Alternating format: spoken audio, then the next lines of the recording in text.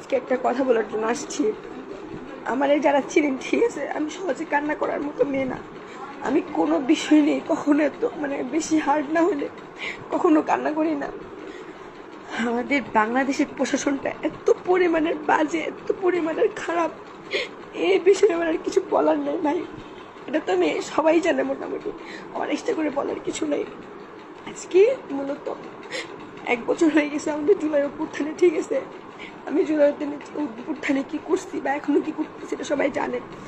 এখন 1 বছর পরে আইসা এই আওয়ামী লীগ কুত্তা লীগের সাহস হয়ে কিভাবে আজকে ওরা আমার আব্বুকে ধরছে, ধরা ওরা হচ্ছে আমার আব্বুকে জিজ্ঞাসাবাদ করছে, অনেক কিছু বলছে আমার আব্বুর, অনেক ছেড় দিতেছে।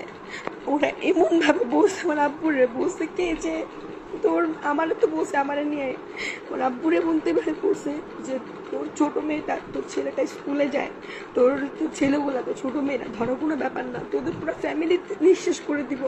এইভাবে অনেক কথা বলছে আমার আব্বুরে। আমার আব্বু এই যে 1 বছরে হ্যাঁ বকাবকি করছে, আমি কেন ওই ঝামেলার ভিতর যাই, মারামারির ভিতর যাই, অনেক কিছু করছে, কিন্তু কখনো এইভাবে আইসা আমার সাথে আব্বু আজকে বাজারের পরে প্রায় 2 ঘন্টা কাঁদছে আমার আব্বু, কান্নাকাটি করে বলতেছে তুই এটা কি করলি মা, তুই এটা কি করলি মা, তুই তুই তুই তোর জীবনটা কেন রিস্কে ফেলাইলি। আচ্ছা আমি তো চলে যাবো, ঠিক আছে, আমার কোথাও না কোথাও আব্বু ধরেন পাঠাই দিল। এখন আমি যদি আমি খুঁজতে চাই যে কোনো জায়গা থেকে খুঁজে বাই করতে পারবে, কিন্তু আমার বাবা আমার ভাই বোনের সেফটি কে দিবে?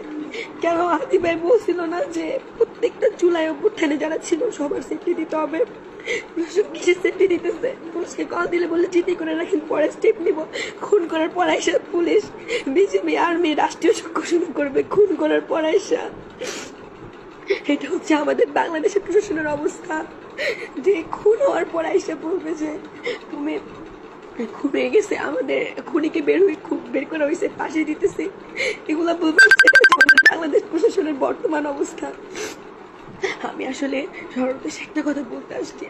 আমি মারা যাবো না সেটা আমি জানি, আমি জুলাই অভ্যুত্থানে অ্যাটেন্ড করছি, আমি মারা যাবো, আজকেও কালকেও আমি মারা যাবো। কিন্তু আমার কথা হচ্ছে যে আমি কেন মারা গেছি এটা পুরো বাংলাদেশের মানুষ যেন জানে, সেটা তো অবশ্যই জানবে কেন মারা গেছি। দরকার হলে আমি নিজে আওয়ামী লীগের কাছে গিয়ে বলবো যে নে আমার কিভাবে মারবি তোরা মার, আমার ফ্যামিলির উপরে যেন কোনো আঘাত না আসে। ভাই আমার সবচেয়ে দুর্বল পয়েন্ট হচ্ছে আমার বাবা মা, বুঝছেন ভাই। আমার ছোট বোনটার উপর তোরা ছাড় দেন, এ বলছে যে আমার বোন রে, আমার ভাই স্কুল যায়, তোর বোনের রাস্তায় তোর মেয়ের রাস্তায় পেলে আমার বাবার আজকে অনেক বাজেভাবে বসে থ্রেট দিচ্ছে। আচ্ছা আমাদেরকে না বলা হয়েছিল যে হচ্ছে কি যদি আওয়ামী লীগ প্রকাশ্যে কিংবা অনলাইনে কোনোভাবে থ্রেট দেয় তাহলে এটার বিরুদ্ধে প্রশাসন অনেক স্টেপ নিবে, সার্ভার কেন স্টেপ নিবে।